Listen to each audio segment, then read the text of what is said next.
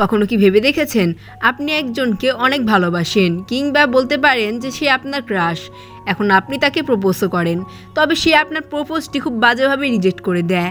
এখন এমন অবস্থায় আপনার ক্রাশের চেয়েও বেটার স্কুলের সব থেকে হ্যান্ডসাম ছেলে আপনার প্রেমে পড়ে যায়।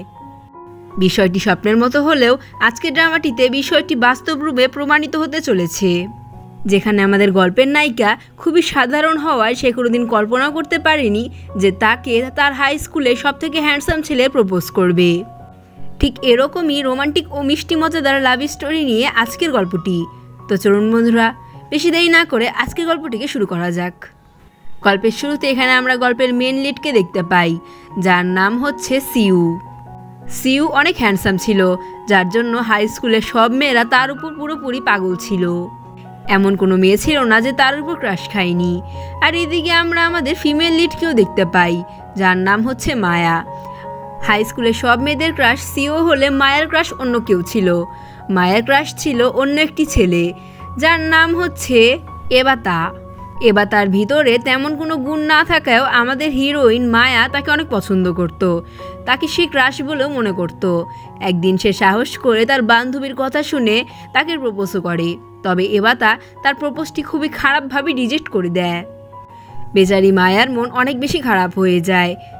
তার কষ্ট তখনই দ্বিগুণ হয় যখন এবাতা তার ইনস্টাগ্রাম আইডিতে তাকে ছোট করে একটি পোস্টও ছাড়ে, যার জন্য মায়া অনেক বেশি কষ্ট পায়। ওই সময় আমরা আমাদের মেন লিডকে দেখতে পাই, মানে আমাদের সিওকে দেখতে পাই, যে কিনা তাকে বলে তুমি কেন মুখ গোমরা করে বসে আছো। মায়া তাকে সঠিক কোনো জবাব দেয় না এবং সেখান থেকে সে চলে যায়। বোঝাই যায় মায়ার তার সাথে কথা বলার কোনো ইন্টারেস্ট ছিল না। এইদিকে আমরা মায়ার বেস্ট ফ্রেন্ডকে দেখতে পাই, যার নাম হচ্ছে টেজুকা। টেজুকা তাকে বলে সে একটা মেয়েকে ছোট থেকে অনেক পছন্দ করে, তবে সেই মেয়েটির নাম কি কিংবা সেই মেয়েটি কোথায় থাকে কিছুই সে তাকে বলে না। মনে হচ্ছিল টেজুকা তার কাছ থেকে কিছু লুকাচ্ছিল। যাই হোক, এরপরে আমরা মায়াকে দেখতে পাই, যে কিনা সিওর সাথে একই ট্রেন করে তার বাসার দিকে যাচ্ছিল। সিও তাকে বলে তুমি এখনও তোমার মুখ কেন গোমরা করে আছো। মায়া তখন তাকে বলে যে সে বেশি হাসে না। সিও তাকে পরামর্শ দেয় তুমি আমার সাথে একটা গেম খেলো, তাহলে তোমার মন অনেক বেশি ভালো হয়ে যাবে।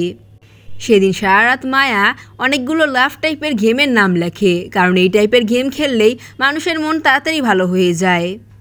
পরের দিন মায়া সিওর কাছে যায় এবং সিওকে বলে যে আমি অনেকগুলো গেমের নাম বের করেছি। সিওর এখান থেকে একটি গেম পছন্দ হয়, যেখানে লাভ বার্ডস একে অপরকে সবসময় নোট করবে, আর এই গেমটি সে তাকে দেয়। মানে এই গেমে দুইজন একে অপরকে সবসময় নোটিস করবে, তারা কি করছে না করছে সেটি একটি খাতার মধ্যে লিখে রাখবে। গেমটি শুনতে যতটা ইন্টারেস্টিং মনে হয় ঠিক ততটাই গেমটি অনেক মজাদারও ছিল।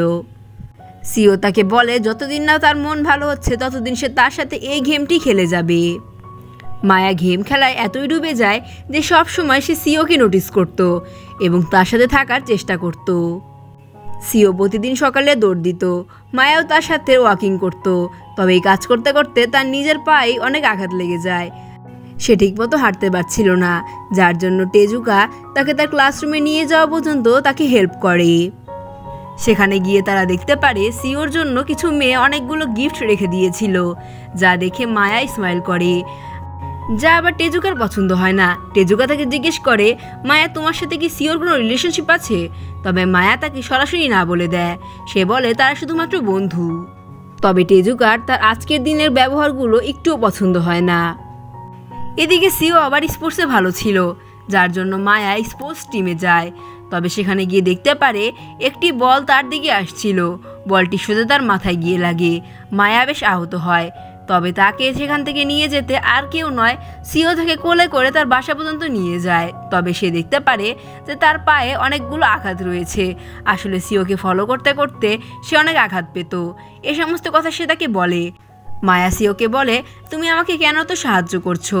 সিও তখন তার গাল ধরে এবং বলে তুমি সব সময় তোমার এই গালটি আমাকে ধরতে দিবে, আর এর জন্যই আমি তোমার সমস্ত কাজ করে দিব, আর এই গালটির উপর শুধুমাত্র আমার অধিকার রয়েছে। মায়া বুঝতে পারে সিও তাকে পছন্দ করতে শুরু করে দিয়েছে। পরের দিন সিও মায়াকে মেসেজ করে এবং তাকে কালকে তার সাথে যেতে বলে। সিও ও মায়া দুইজনই বাইরে বের হয়ে আসে। সিও আর মায়া দুইজনই একটি জায়গায় যায়, যেখানে তারা একটি সুন্দর দোকানে যায়। এই দোকানে মায়ার আবার একটি টয় পছন্দ হয়। তবে সে দেখতে পারে এই টয়টি কাপেলদের জন্য ছিল, মানে একটা কিনলে আরেকটা কেনা লাগবে, যার জন্য মায়া আর কিনে না। যা সমস্ত কিছু সিও লক্ষ্য করে। সিও মায়ার জন্য সেই টয়টি কিনে এনেছিল এবং সে মায়াকে দেয় এবং বলে সেই টয়টি সে কিনে নিয়েছে। এরপরে সে তার হাতের মধ্যে কিস করে এবং বলে, আমার 5 বছর বয়সী একটি বোন রয়েছে, তাই তোমার সাথে এই টয়টি আমি আমার বোনকেও কিনে দিয়েছি। রাতে সিওর বোন সিওকে বলে, আজকে তোমাকে অনেক বেশি খুশি লাগছে, কারণ কি আমি জানতে পারি? সিও তাকে বলে, অবশ্যই, আমি ক্লাসে একটি নতুন মেয়ে বন্ধু বানিয়েছি, যে কিনা আমার জন্য অনেক লাকি। আর এইদিকে আমরা মায়াকে দেখতে পাই, যে কিনা সব সময় সে টয় নিয়ে খুশি থাকতো। ওই সময় তার এবাতার সাথে দেখা হয়। এবাতা তার কিছু ফ্রেন্ডদের নিয়ে তাকে অনেক বুলি করতে শুরু করে দেয়। তারা তাকে অনেক উল্টাপাল্টা কথা বলছিল, যাতে মায়া অনেক বেশি হার্টফুল হয় এবং সেখানে সে কাঁদতেই যাবে। ওই সময় সেখানে আমাদের হিরো সিও চলে আসে এবং সবাইকে উচিত জবাব দেয়। এবাতা ভয় তার ফ্রেন্ডকে নিয়ে সেখান থেকে পালিয়ে যায়। এদিকে আমরা মায়ের একটি ফ্রেন্ডকে দেখতে পাই, যার নাম হচ্ছে চিকা। চিকা তাকে বলে যে তুমি প্রথমে একবার ভালোবাসায় ধোঁকা খেয়েছো, তাই দ্বিতীয়বার প্রেমে পড়ার আগে 10 বার ভেবে নিও।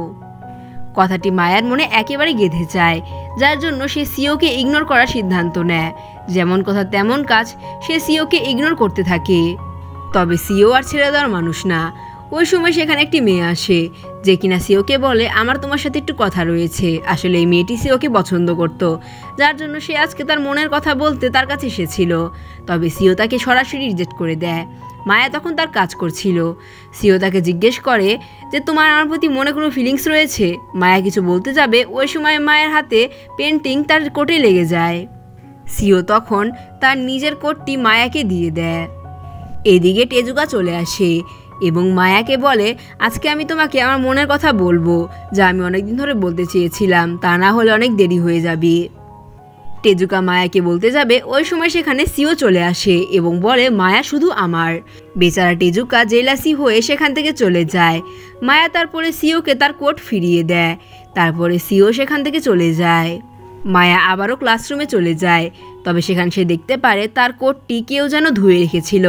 আমরা বুঝতে পারি কোটটি টেজুকা ধুয়ে রেখেছিল। টেজুকা তাকে বলে, তোমার যদি লাভ গেম খেলায় লাগতো তাহলে তুমি আমার সাথেই খেলতে, তুমি কেন সিওর সাথে লাভ গেম খেলতে গেলে?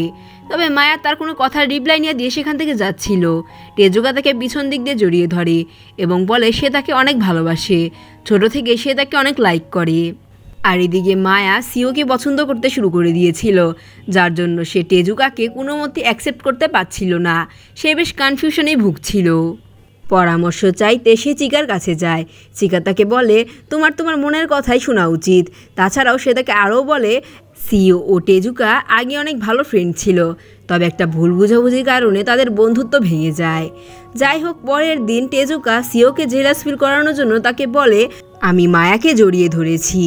সিও তখন মায়াকে বলে, তুমি কখনো কাউকে তোমাকে টাচ করতে দিবে না। এরপরে সিও মায়ার কাঁধে কিস করে। সেখানে থাকা কিছু মেয়েগুলো দেখে ফেলে, যার জন্য মায়া লজ্জা পেয়ে সেখান থেকে চলে যায়। মায়ের রাস্তা দিয়ে যাচ্ছিল, হঠাৎই তার সামনে একটি গাড়ি চলে আসে। ওই সময় তাকে বাঁচাতে সিও চলে আসে। সিও তাকে বাঁচাতে গিয়ে নিজে অনেক আহত হয়। তার পায়ে অনেক খারাপভাবে ব্যান্ডেজ লাগানো হয়। তারপরে তাকে হসপিটালও অ্যাডমিট করানো হয়। সমস্ত কিছুর জন্য মায়া নিজেকে দোষারোপ করতে শুরু করে দেয়। মায়া অনেক বেশি স্যাড ছিল। সে প্রার্থনা করে সিও যেন তাড়াতাড়ি সুস্থ হয়ে যাক। সিও খুব তাড়াতাড়ি সুস্থ হয়ে যায়। মায়ার সাথে তার দেখাও হয়। তবে একটা বিষয় হচ্ছে, সিও যেহেতু মায়াকে পছন্দ করতো, তাই সমস্ত মেয়েরা মায়াকে জেলাসি ফিল হয়ে দেখত। মায়া সমস্ত কিছু হাসি মুখে সহ্য করে নিত, কারণ তার জীবনে সঠিক মানুষ তার কাছে এখন বর্তমানে ছিল। সিও রেস কম্পিটিশনে জিতে যায়। মায়া সবসময় সিওকে মনে করত, আর সিও সবসময় মায়াকে মনে করত। অবশেষে সে সময় চলেই আসে যেখানে সিও মায়াকে প্রপোজ করে। মায়া তার প্রপোজ অ্যাকসেপ্ট করে ফেলে। সিও ও মায়া একে অপরকে জড়িয়ে ধরে। মায়া সিওকে বলে সেই তার জীবনে সব থেকে আপন ছিল আর সে সবসময় থাকবে। আর এই হ্যাপি এন্ডিংয়ের মাধ্যমে আজকের ড্রামাটি এখানেই শেষ হচ্ছে। গল্পটি কেমন লেগেছে অবশ্যই কমেন্টে জানাবেন। ভিডিওটি ভালো লাগলে ভিডিওটিকে লাইক করে চ্যানেলটিকে সাবস্ক্রাইব করে আমাদের পাশে থাকবেন এরকম নিত্য নতুন ড্রামা মুভিস পেতে। ধন্যবাদ সবাইকে এতক্ষণ পাশে থাকার জন্য।